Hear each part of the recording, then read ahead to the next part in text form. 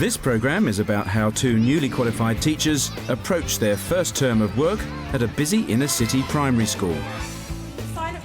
Simrit Riet and Victoria Rutherford met as PGCE students, where they became good friends. Now recruited by the same junior school to teach at Year 3, they're able to rely on a supportive school management structure and ethos of shared good practice. They're also able to continue to support each other as peers. I need to get a numeracy and literacy presentation thing. You haven't got literacy. Educational consultant Sue Cowley has looked at Simrit and Vicky at work in their classrooms, and in this programme Sue joins Simrit for some classroom coaching. But first, how does a large junior school cater for the needs of its new teachers? We've got a really good induction tutor who's had his training with the local authority. This is his second year of supporting teachers, so he knows what is required, he knows what the standards are. I feel the systems are in place in the school. We can always refine them, we can always learn a little bit more, but I think we've got it right in this school. Both of the NQTs have got really good rapport with the children, very confident in what they're doing. One of the things we're developing as a school, and we want the NQTs to pick up on as well, is how they organise independent group work and how they give the children the tools to work independently and develop their own learning and take responsibility for their own learning, and that's actually one of our school targets.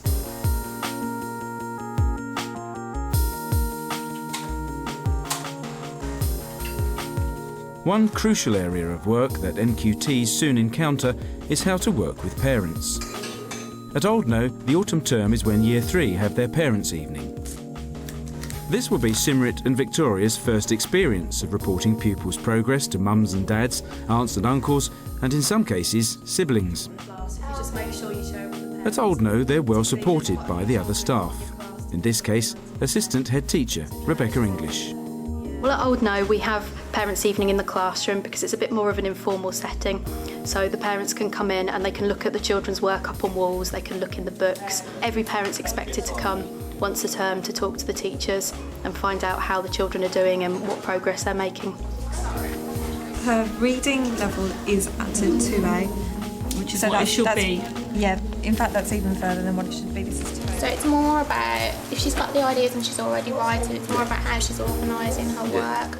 We're very lucky in this school that the parents are very supportive and they're very respectful to the teachers, as that's really, really positive.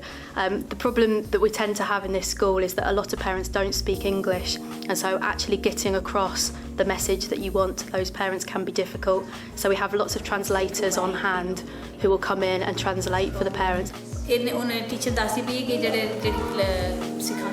I think the most difficult thing is just talking for that amount of time, because you've been talking all day anyway and you've got a couple of hours where you're talking constantly to the parents. You've got to remember everything that you need to tell them, you've got to remember the children's targets, and it's quite a lot the first time you do it.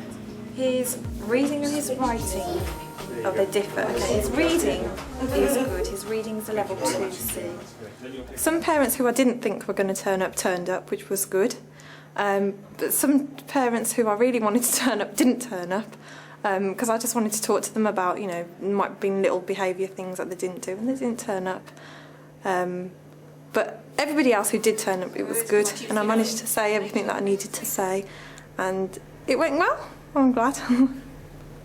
One child's parents turned up. I didn't think he would because he's quite naughty and not very, but his dad's really wants to push him, wants him to do really well, which you don't expect, because I just didn't think he'd turn up. I never see the parents, and he's always going off with an older brother or sister. So that was a surprise, so I'm glad I spoke to him. So this is what they're going to be doing. It's teeth and eating, just have time, and then helping plants grow well. So I could do you a copy of this. Yeah, that would be really helpful. That's fine. This is curriculum. For a first time, it's nice to have that bit done, because now I know what I should be saying and what the levels mean and what the parents want to know. So hopefully next time those are I'll encourage those other parents to come along, and I'll be more confident, I think. I want to go home.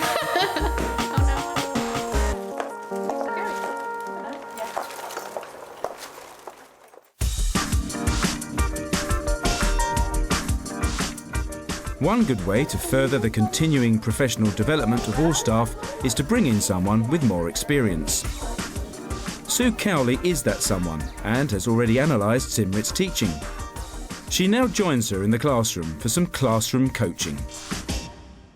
OK, Simrit, can you tell me a bit about what's going to happen in the lesson? We're going to read through the nativity story, not Right. all of it, but just the first part. OK. And I'm going to tell them that I want them to listen to where I've got punctuation and how they can tell where the punctuation is. And also to listen to the story, because the objective is to retell. Right. So we'll read it through. They'll talk with the partner, how could they tell where the punctuation was. Then I'll choose a child to have a go reading it. Has she found out the secret or he found out the secret? And the kind of focus we're looking at is how to deal with carpet time, where they start to get restless. Yeah. So maybe if we notice that they're getting restless, I can kind of jump in and maybe do some little brain gym with them or something. The other thing I thought might be quite fun is after you've gone through the story and looked at the punctuation, maybe I could read a bit of it without any punctuation and have a chat to them about why is punctuation important. Yeah. Because as well as being able to spot it, it's nice for them to understand what it does and why it's important. Yes. In our play, we've got the nativity that we're doing. With Christmas not far away, Simrit is using the nativity story to explore punctuation. Talk to your talk partner. What do I mean by punctuation? Off you go. Something that you can put in the end of the sentence, like full stops or speech marks or exclamation marks. And 3S, stop, look and listen. Right, what did I mean by punctuation? Jamal? Punctuation is like full stops, capital letters, apostrophes and exclamation marks. Well done. Okay, so all those things that help us with our reading. I want you to not talk, but to whisper the secret to your talk partner. How do you hear for the punctuation? Whisper the secret. When you see a full stop, you gotta take a breath. And 3S, stop, look and listen. Well done. Right, what we're going to do is we're going to listen to Ahmed read this, okay? And at the end, we're going to see if Ahmed knows the secret, because if he does, he's going to use the secret to read it. Off you go, And Ahmed. so it was a few hours later, Mary gave birth to her son in the stable. She wrapped Jesus in strips of cloth and laid him in a manger full of hay.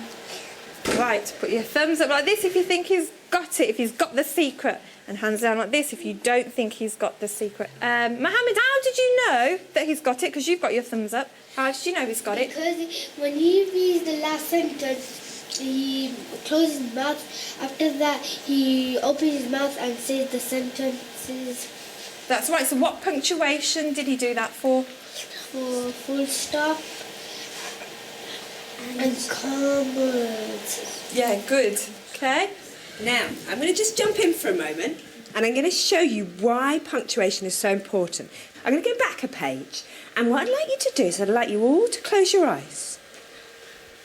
And because I've got my eyes open, I'll be able to tell if anybody's not closing their eyes. Now, I'm going to read this page without any punctuation, and at the end, I want you to tell me why punctuation is so important. Are you ready? This is going to sound very scrambled up. At last, Mary and Joseph arrived in Bethlehem. It was crowded with other people who needed to pay their taxes. Mary was very, very tired and needed a place to stay. At each inn, the story was the same. There was no room for them. Eventually, one kind innkeeper said he had a stable where he kept his animals. They were welcome to stay there. Open your eyes. Now, what happens when there's no punctuation? Can't have a deep breath. I know, it's terrible. I couldn't breathe at all, could I? And you had an answer as well, didn't you? You could. Then you read half of it. You didn't have breath. I had to stop. I almost fell over because I was going to faint because I couldn't breathe. And what did you think? They help you to read nicely and calm. They do. And there's one more thing. When you had your eyes shut, could you tell what the story was about? No. No, because you can't understand without punctuation. Yes. Reading so quickly. Yeah, I was reading so quickly. Now, in a minute, I'm going to hand you back to Miss Riyadh. Have I said her name right? Yeah. Yeah. But before I do, you know what I've noticed? I've noticed you've been sitting for a little while and you're getting a little bit fidgety, like this, okay? So I'm going to do something which is called a little brain gym with you, which is a gym for your brain. In silence, we're all going to stand up. We're going to take our hands and we're going to give them a little shake, like this, okay? Then, using one hand, we're going to make an 8 on its side. We're going to join in with our other hand, going in the other direction. Ooh. Then we're going to freeze. And we're going to sit down. And we're going to, you know this one already, don't you? We're going to do this. Don't start. We don't need to use our mouths. Steady. Go. Oh, you were so expert at this. I think Miss Riat's done this with you before. Okay, and freeze. That carpet time was so much better than the previous time, wasn't it? Because you chunked it up. Yeah. You interspersed you talking with them giving feedback. You had them coming up to do things. Did you notice how when I came in to do my bit with them, they were starting to get a little bit fidgety? And it's times like that when you do intersperse with a bit of brain gym, which you've obviously done with them before. Don't be scared to go slightly off the topic of the lesson if it means that they have a bit of physical freedom to just let themselves go and then bring them back down. Okay. Yeah? And maybe even try some calming stuff with them as well when they're getting a bit hyper, because obviously at this time of term they'll start to get a bit hyper. But you're doing brilliantly. You're doing so well. Okay? Red table, purple table and green table. I've been so kind to you because I've given you a sheet with the date and the learning objective already written on it. Okay? Yeah, say, aren't you kind, Miss Ria? I am. Right, okay, so you've got 4 pictures that we've talked about there. Red table, I want you to write at least 1 sentence for each, okay? 1 sentence for each. How many sentences, Saeed? 1. Good, at least, okay? You can do more. Purple table. Acting on Sue's advice, Simrit has broken up the carpet time with a short feedback activity and a bit of brain gym to keep the children alert. She's then clearly and concisely explained the tasks before allowing them to move off into their groups for some independent learning. The last thing I just wanted to touch on with you was you, I reckon, are a perfectionist, aren't you? You want to get it all right. I don't know. My mum says I am. Now, I think, from my perspective, you are doing fantastically well in your first term, considering you're in your first term as an NQT. And I can see you putting pressure on yourself to always have the class exactly under control. Sometimes step back and just relax. Just give yourself a couple of minutes to yourself. And say, right, I'm just going to stop. I'll look around the class, keep an eye on them, but I'm just going to relax and breathe and not always put pressure on yourself to always be intervening. Okay? I don't think I do.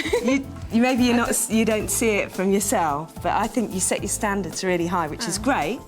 But you know, think of the long term as well. That you know, you need to make sure that your own health and your own sort of, you know, you're not getting too stressed about stuff. But brilliant, well done, Simran. Thank you.